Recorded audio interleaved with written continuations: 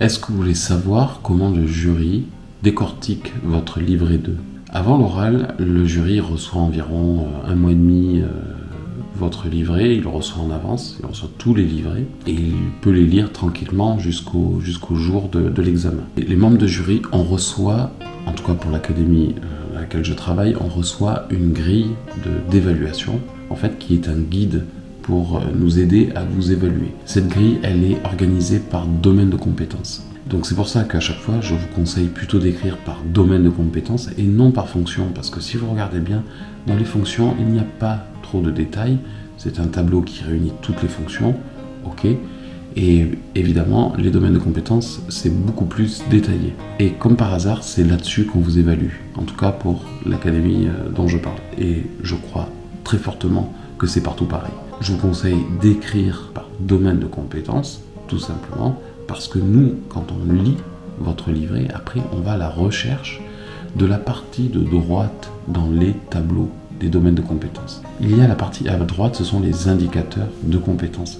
Et il y a toute une liste, c'est très très fourni, c'est très long, mais si vous voulez savoir comment nous lisons votre livret, eh bien c'est là-dessus. Donc si vous voulez savoir s'il ne vous manque rien ou si vous n'êtes pas hors sujet, eh bien prenez ce tableau, regardez votre écrit et comparez ce que vous dites et ce qui est attendu. C'est la seule solution pour savoir si vous n'êtes pas hors sujet ou si vous n'avez pas tout mélangé. Parce que là aussi, tout mélanger, a priori, vous avez tout à fait le droit. Et c'est vrai, vous avez le droit, c'est pas un problème. Le livret 2, c'est libre. C'est pas une histoire de droit ou pas, c'est une histoire de clarté. Est-ce que vous êtes clair si vous mélangez tous les domaines de compétences ? Ça leur envoie le message de quoi ? Ça envoie le message aux membres du jury, débrouillez-vous. Allez-vous chercher les compétences. Évidemment, ça peut très bien marcher, c'est pas un souci. Mais le message que vous renvoyez, c'est pas le meilleur. Alors que si vous décidez d'écrire par domaine de compétences, alors à ce moment-là, vous envoyez le message de « je vous aide » entre guillemets à évaluer, je vous montre que j'ai la rigueur, la capacité d'être rigoureux pour traiter d'un sujet à travers le prisme d'un domaine de compétences. Et ça change déjà beaucoup de choses. C'est ce qu'on demande d'ailleurs aux voies directes qui obtiennent le même diplôme que vous, c'est-à-dire que les écrits qu'on leur demande de rendre, c'est par rapport à un domaine de compétences. C'est pas tout mélangé. Si on parle d'un autre domaine de compétences, si on parle du DC3 dans le DC2, ça frôlera le hors-sujet ou ça sera un hors-sujet et donc ça sera pénalisable. Donc la VAE, évidemment, c'est complètement libre, mais je vous conseille fortement d'écrire par domaine et de vraiment arriver à montrer que vous savez parler d'un sujet qu'à travers un domaine de compétences. Pour vous illustrer ça, je vais vous donner un exemple. Par exemple, travailler avec les familles. Travailler avec les familles, qu'est-ce que c'est comme sujet ? Est-ce que c'est du DC1, du DC2 ou du DC3 ou du DC4 ? Eh bien, travailler avec les familles, encore une fois, le sujet, en fait, ça dépend de ce que vous avez à dire. Et là, c'est là la subtilité et la capacité à parler d'une seule chose et pas d'une autre. Mais on va garder toujours la famille. Travailler avec la famille, à travers le DC1, c'est par exemple d'avoir en tête tout le parcours de la famille, tous les problèmes de communication qu'il peut y avoir à l'intérieur, toutes les difficultés, avoir en tête tous les tenants et les aboutissants et de s'en servir pour communiquer avec les parents, par exemple, de l'enfant que vous êtes en train d'accompagner. Et de dire qu'on prend tout ça en compte et que ça vous sert à parler d'une certaine manière, de créer une atmosphère particulière pour communiquer. C'est-à-dire c'est très différent de parler à la famille sur un palier de porte ou de prendre un temps autour d'un café. Donc ça, c'est du DC1, c'est-à-dire comment vous rentrez en relation. Travailler avec la famille, si vous dites dans l'écrit « je travaille avec la famille et je partage avec elle le projet et je le co-construis pour le projet de l'enfant », parce que je pense que si je prends la démarche systémique, j'ai tout intérêt à prendre en considération l'environnement de l'enfant pour travailler son projet. Et donc vous expliquez, vous travaillez avec la famille. Ça, c'est le point de vue du DC2.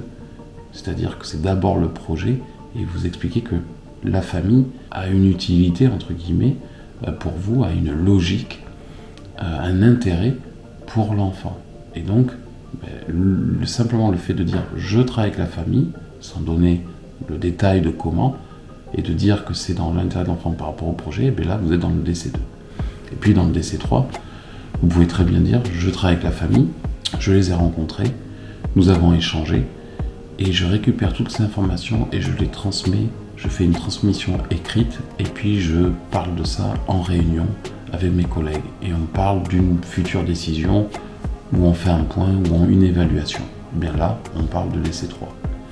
Et puis enfin, pour le DC4, la famille, on peut se dire, la famille, est-ce que c'est un partenaire ou pas? La grande question, le grand changement, puisque il y a quelques années de ça, la famille n'était absolument pas un partenaire. Et puis maintenant, ça le saurait dans certains écrits. Prendre la famille et la positionner en tant que partenaire ou non, et dire pourquoi selon nous, et bien en réalité, là c'est à travers le prisme du DC4. Donc vous voyez, on peut très bien parler d'un sujet, d'une personne, d'un thème, et le décliner comme ça, selon les domaines de compétences. Et on ne dit pas la même chose. Pourtant, on parle toujours, dans ce cas-là, de travailler avec la famille. Donc j'espère avoir été assez clair. Voyez un petit peu comment les membres de jury peuvent lire vos écrits.